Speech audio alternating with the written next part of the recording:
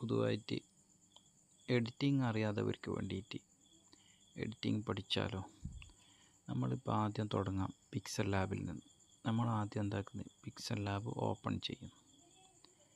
Pixel lab open ചെയ്തു. ഇത് ഞാൻ നേരത്തെ എഴുതി വെച്ചത്, അത് ഡിലീറ്റ് ചെയ്തു.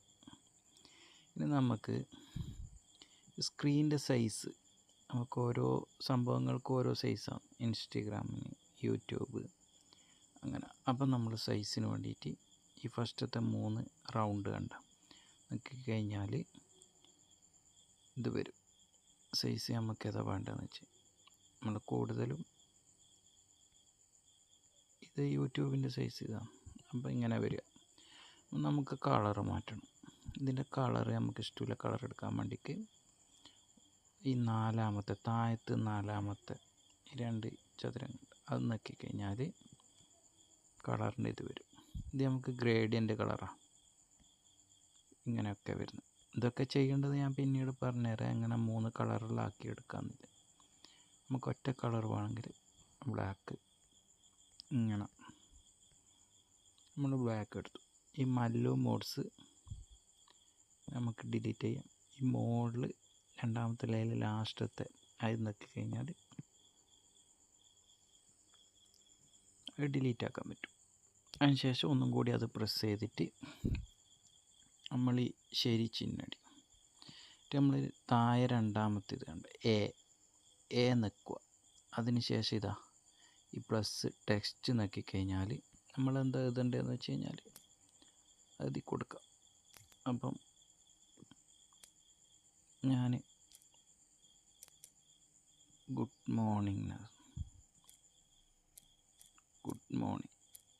എന്നിട്ട് നമ്മൾ ഓക്കെ അടിച്ചു.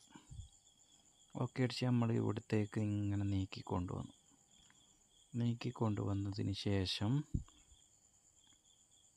നമുക്കിതിന് ഫോണ്ട് കൊടുക്കണം. അപ്പോൾ ഈ AB എന്ന് കണ്ട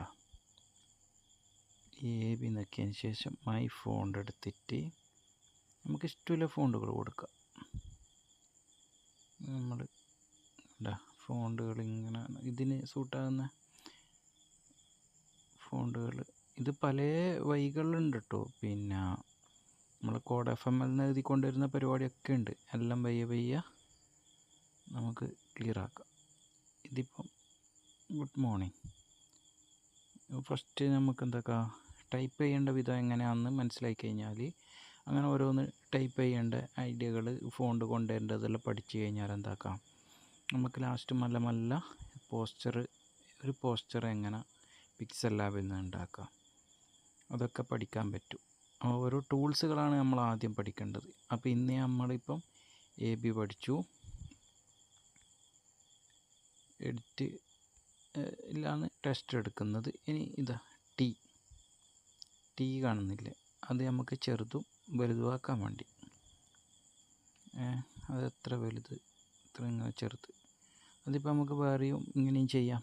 ഈ ഇതിൽ തന്നെ പിടിച്ചിട്ട് വലിച്ചു കഴിഞ്ഞാൽ വലുതാവും ചെറുതുമാവും, അങ്ങനെയും ചെയ്യാൻ പറ്റും.